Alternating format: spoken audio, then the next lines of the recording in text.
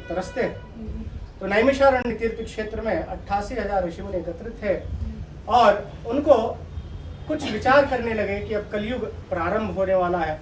कलयुग में मनुष्य नाना प्रकार के अधर्म, पाप, कुकर्म करेगा। उसको पता है कि मैं गलत कर रहा हूँ, फिर भी वो करेगा। उसके शरीर में इतनी शक्ति नहीं रहेगी कि वो जप तप व्रत ऐसा कुछ अनुष्ठान वगैरह कलयुग में कर पाए। तो कलयुग में सिर्फ ऐसा कौन सा उपाय किया जाए, मनुष्यों को बताया जाए कि जिससे उनकी सभी पापों से मुक्ति हो जाए, मनोकामना पूर्ण हो और उनका कल्याण भी हो, उद्धार भी हो जाए। ऐसा उपाय सभी ऋषि मुनि आपस में विचार करने लगे। काफी समय तक जब चर्चा विमर्श करने के बाद उनको कुछ समझ में नहीं आया, तो शाम के समय जब सूत जी अपना गायत्री वंदन, संध्या वंदन करके अपना आश्रम पहुंचे, तो उनसे सभी ने पूछा, क्यों सूत जी किसके शिष्य थे? वशिष्ठ जी के। वशिष्ठ देवताओं के गुरु हैं, उनके शिष्य थे। सभी पुराण ग्रंथों के ज्ञाता थे सूत जी, परम विद्वान थे।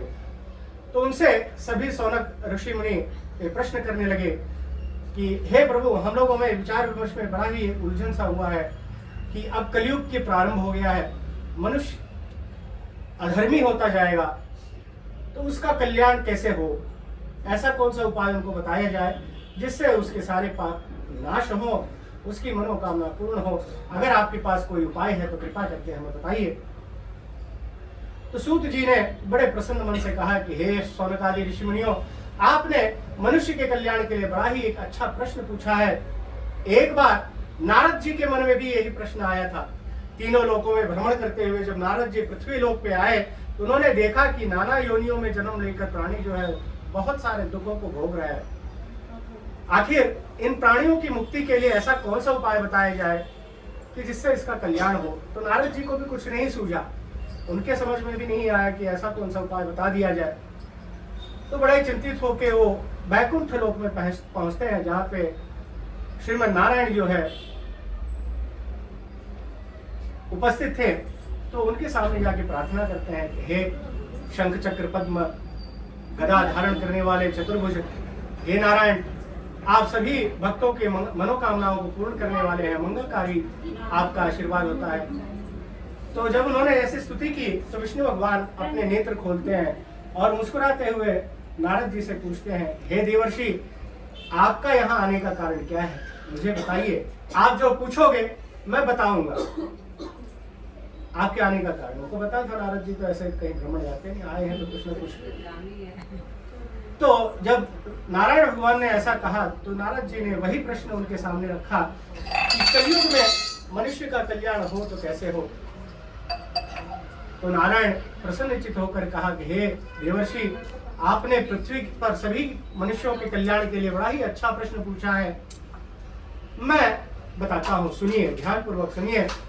कलयुग में श्री सत्यनारायण भगवान का व्रत पूजन जो भी मनुष्य करेगा, उसकी सभी मनोकामनाएं पूर्ण होगी, सभी पापों का नाश होगा, जो भी मनोवांछित इच्छा है उसकी तुरंत प्राप्त करेगा।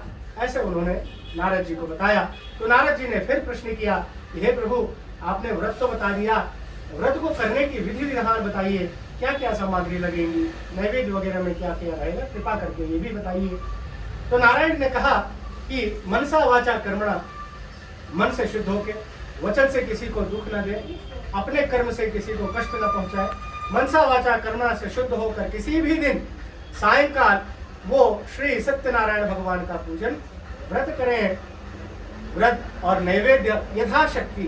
उन्होंने कोई ये नहीं बताया कि जैसे गणपति जी को तो मोदक प्रिय है, हनुमान जी को लड्डू प्रिय है, गुड़ चना प्रिय है, उनके लिए सभी ठाकुर जी का यथाशक्ति जो भी बन पड़े।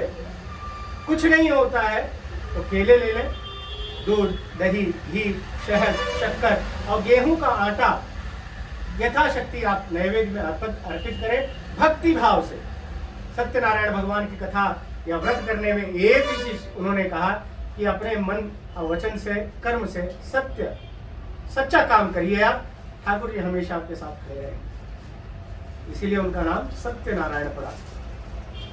सत्कर्म, अच्छे कर्म करो, सच्चाई का साथ देंगे तो आशीर्वाद और कृपा मनोकामना अवश्य पूर्ण होंगे।